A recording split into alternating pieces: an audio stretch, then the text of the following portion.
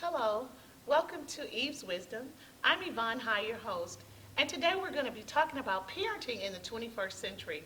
I have with me Bianca Williams, and I'm so excited to introduce her to you, and I just want her to tell you a little bit about herself. Okay. Hello, I'm Bianca Williams. I'm 25 years old. I'm a mother of four and a small business owner. Okay, wow, that's exciting. So I can imagine that that's pretty stressful having small children and running your own business. Yes. Can you tell us a little bit about the ages of your children and also the type of business that you are running? Okay, I have a 7-year-old boy, a 4-year-old girl, a 2-year-old girl, and a 5-month-old girl. Wow. Okay, that's exciting. That's a lot of work. Okay, so tell us about the business. Okay, so 4 years ago, I started a dog family home for the elderly and the disabled. And then 3 years ago, I went into real estate and started making some extra money. And just a month and a half ago, I opened up a group home for transgender and human trafficking victims. Okay, transgender Mm-hmm. and human trafficking victims. What age groups are you serving?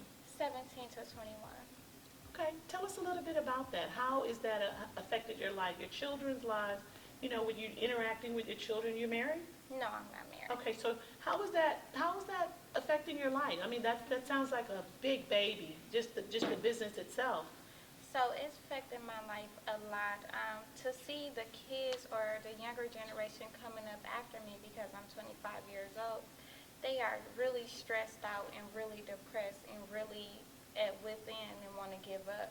And it's like I want to share some of my experiences growing up with them to put them in a better direction. Okay, okay. So, what made you want to become so interactive with? First of all, you're talking about transgender, which is in itself is something different, peer pressure, something huge in the news. Um, Laws are being changed to facilitate equal rights for transgender individuals.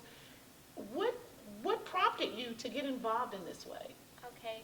I started noticing a lot of African American youth coming up start to question their gender, question their sexuality, didn't know whether they want to be a girl or a boy. And I said, well, where is it a place that our kind, our African American youth, can go and feel safe, feel love, and feel like they have the affection and everything they need to cope? Okay, We really didn't have a place here in Milwaukee for them to go to okay, besides a shelter, and everyone knows how a shelter is today. It's packed. Sometimes it's so full that you can't get the proper meal and the attention that you need. okay. That's interesting. So I hear you saying that parenting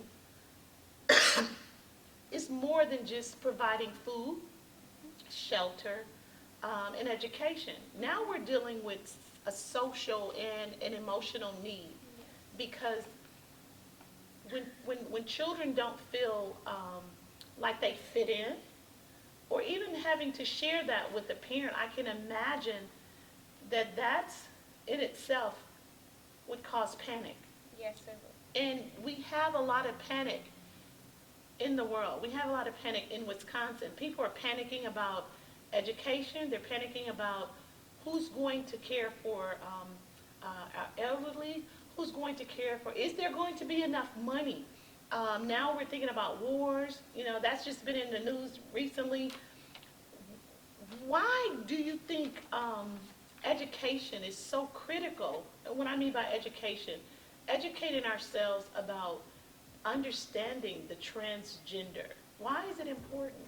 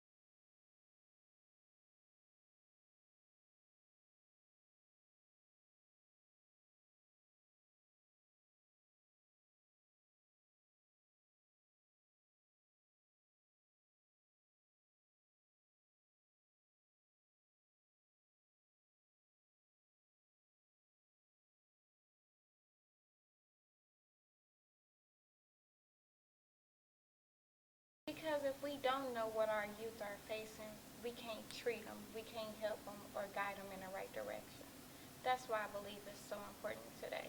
Okay, that's interesting. Now, this has gone in another direction, but it's still good. I want to talk about what are some of the challenges in rearing your children? Some of the challenges that I have raising my children today are the parents, the way I grew up back 25 years ago and the way I'm raising my kids up today is different. I still say they have to respect the adults. We still eat at the table for dinner time. We Okay. eat breakfast together. And it makes it hard for me as a single parent because when they go to their father's house or another relative house, everyone don't have them same values or respect as I do in my house. Okay, So it makes it challenging. that's important. So, with that being said, how do you deal with that? I mean, because I know you can't run their home. You have to allow your children to be who they are in their home because that's their house. How do you share with your children so that there's not confusion when they come back or go to, because children will say, well, mommy she allows us to do it this way. Or we don't have to do it when we're at dad's house. I'm sure that's going back and forth. Definitely. Because I came from a divorced parent. My parents were divorced. And my mom, because, back in the day, moms did what the father said do. So she would say things like, whatever your dad says do, that's law. If your dad say this is the way it is, you don't question that. But now children question everything. It's not a given that they're just going to obey what you're saying. Exactly. Growing up, it was don't do as I do as I say do. It was that kind of That's drama true. going on. How are your children? How are you teaching and rearing your children to deal with that? So I just sit down and I tell them why they shouldn't do this or why they shouldn't act a certain kind of way. And I just give them an example. How would you feel if I did these things to you? How would you feel if I take your favorite toy from you and I throw it down? And then they get the understanding of why I said they shouldn't act or do certain things in a certain way. Okay, so you're starting with basic foundational principles. This is the reason why you don't, and you put them in the equation. Make them see that you have feelings. So not everybody wants to deal with feelings, though. Well, feelings today is very important because I believe if we understand our youth better, we can help them and prepare them for the future tomorrow. Okay. Well, our future, just from where I'm sitting right here, our future doesn't look very bright. It's actually, I'm scared. What I mean by scared, I'm concerned about our children. There's a lot of carjackings and things of that nature. We have, children are running rampant. When I was growing up, street lights on, you had to come in the house. You see children everywhere, all times of night, gas stations, trying to get money out of people. You see them at, I don't want to call any store names, but you see them there trying to hustle. Where's this hustling and bustle of life coming from? Is this something that is happening in the home? Because I see a lot of young mothers not looking like mothers. They're- Well, I would say one of the problems is the mothers are getting younger, including myself.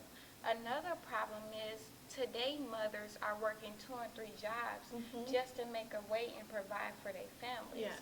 So they are unable to attend to their kids like what they would years ago because they got so much on their plate and they're just trying to make sure the kids got a roof, food, clothing on their backs, and an environment that's safe. Okay. Sometimes the safe environment for the kids today is outside in the streets. And while their mothers are at work, the father probably in jail, sometimes dead or not at home, they leave the kids to move outside in the streets and doing things that they normally shouldn't do. Okay. So you're saying that there is a challenge. There's some breakdown in family values. Economics is definitely a factor. So children not going to school is no real big deal because usually in most cases mom didn't graduate from high school. Definitely. And I know that I talk to children, young, they're not children, well, they're children to me, young adults, you know, they didn't graduate from high school and they don't even care that they didn't graduate. Oh, I'll get a job making $12 an hour. I don't even need to graduate. So are you saying that employers are hiring people even though they're not educated? They don't have those high school diplomas? 50-50, I would say. I believe the younger generation today don't even look for jobs as they Oh, really? should Okay. or as they would years ago, because I feel like this younger generation has already been wrote off. Okay. I seen my mother not be nothing or my father not be nothing, and I don't want to be nothing because they didn't see no hope there. So they don't believe that they can become something because they didn't see what is becoming something. So they didn't have a lot of role models, and even for me, it was a challenge because I didn't see a lot of positive role models coming up. So I had to get out of my environment that I was in and search for a role model to Okay. look up to. And 9 times out of 10, the youth today, we don't have role models. Okay. But what about the ones who do have role models? Now, I understand that there are some challenges and that young people are faced with, some major difficulties. I'm definitely not going to deny that. I would be lying if I said they don't have challenges. So as a community, let's talk about community. As a community, what can we do different? Because I know that we have a certain amount of responsibility to be good Samaritans, to be community, to show love, to demonstrate to our young that there is hope and that you can do things different. You don't have to stay in the trenches, be in jail. You don't have to go to jail. You can go to college if you will just sit in that chair and get your basic education. How can we help? Just listening. Just sitting down our young generation and just letting them know we care. I care about you. I want to see you be the best that you can be and do the best that you can do in life. Just listen to them. That's very important because a lot of adults don't give the young youth an ear today Okay. because they so busy trying to live their life and do whatever they need to do. They not listening to the youth, and some of them don't have the time to. So Okay. giving an open ear. So we have to be patient with them. Mm-hmm. Okay. Okay, that's good information, and I'm going to take that to heart because I may have been guilty of not listening because I'm like, you don't know that? Why don't you know that? I mean,